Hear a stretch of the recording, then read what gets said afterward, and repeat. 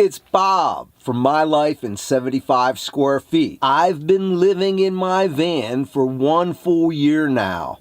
Now this video is really going to have a hard time to outdo that video that I did at the 8-month status, but I'm going to try. Now it's a good thing I strapped myself in because this has been a rocketing ride. You would have thought that I was on Rolling Earth's ship. Time has flown by. Where did it go? With all that happened this year of total adventure, I don't even know where to start, but I gotta start somewhere. I met so many people. I saw so much. I've been to so many places. I made almost 100 videos. My Life in 75 Square Feet can't thank you enough for subscribing to this channel. Now, if you didn't subscribe yet, I ask you to please subscribe and click the bell so you'll see when all my new videos come out.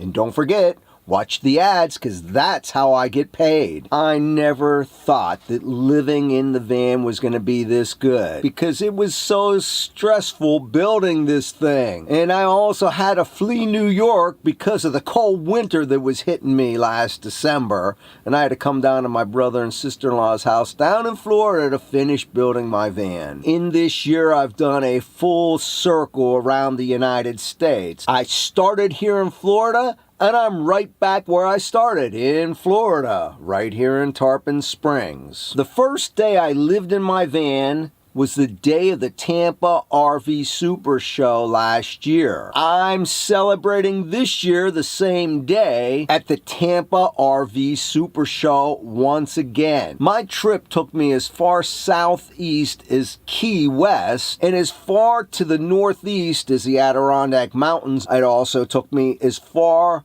northwest is the Cascade Mountains in Washington State, and as far southwest as San Diego. I also went into Mexico. Now, after a year of traveling, I'm back in Tarpon Springs. I'm making this video right on Sunset Beach right here, right on the Gulf of Mexico. I've visited many national parks and monuments, and you can see all of them in my videos. I hiked to base camp on Mount Rainier. What a serious mountain that is. I've seen so much and experienced so much. One of the craziest places I was Slab City, California. Wait till you see that video. That place is really out there. What a loop I did. I've been to 28 states. While I was building the van, I was always concerned that I'd get all the way out to California and I would be homesick because I was so far from New York. I was never homesick once. I would have stayed in California and gone to Alaska this summer, but that would have meant that I wouldn't see my parents for a year and a half. Now, not seeing my parents in a year and a half is unacceptable because I don't know how long they're going to be around. I don't know how long I'm going to be around. Here's a lesson I learned. I've never been homesick. How could you be homesick when you have your home with you all the time? With all that in mind, I left California and came back to Florida so I'd be back in the east, so when it gets warm,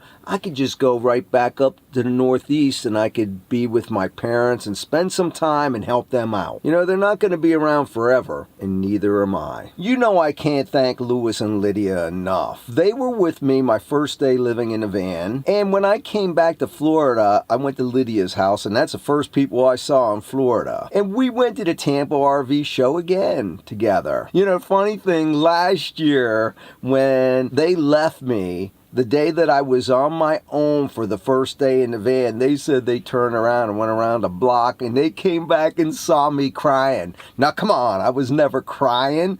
I might have been a little bewildered and saying, what did I get myself into? But I wasn't crying. They're so funny, aren't they? And yeah, I really didn't have a clue what I was doing. And it felt really weird being on my own. Again, I didn't cry. In this year, I spent time with friends and family that I may never have seen again. Some of my family I didn't see in 35 years. Some of my friends I didn't see in about 25 years. Some of these people I would have never seen again. I met hundreds of people, if not 1,000. I have almost 1,300 subscribers to my YouTube channel, and I have almost 100 videos. I met people who live in their RVs, live in their vans, they belong to groups. I met the WIN, which is Wandering Individual and Network RV, singles group people. I met RT, rubber tramps, who are in conversion vans like mine, and they fixed them up and they're living in their vans. I met people everywhere I went and made many friends. People have treated me very well,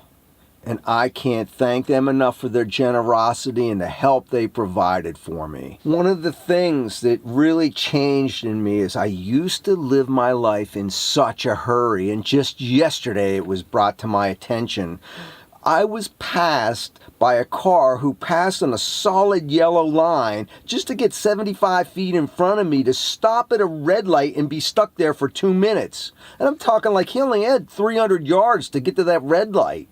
That's exactly how I used to be, because when I commuted to Reader's Digest, that was 170 miles of commuting every single day. I got to be in a hurry. Living this van life has slowed me down. I was just like that guy before. Now, living in a van hasn't always been fun. I had scares out there. Out by Red Rocks, I had one scare. I had another scare at the border in Arizona.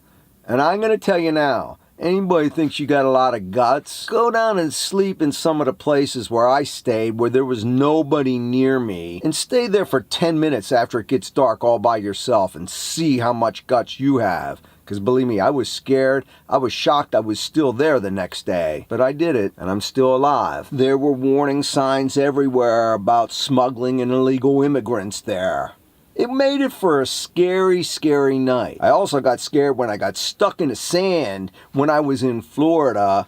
Oh, I was so scared I didn't even make a video, and I could have videoed everything I had to do to get out of that mess. I just wanted to get out of there. Mostly, though, it's been an enjoyable time. Especially out in the desert in California, where I had all these friends that I met that lived in their RVs. And you would be shocked at the number of people that live in vans and RVs.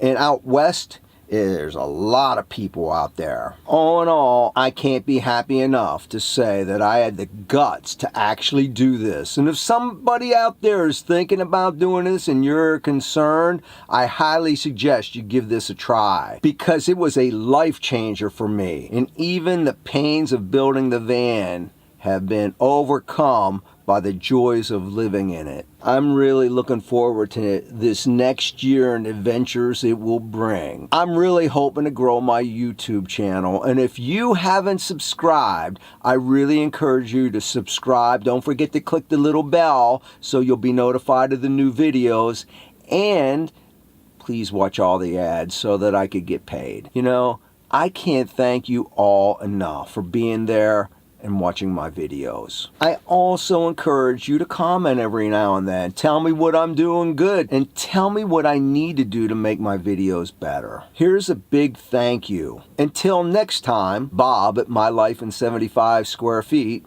signing out.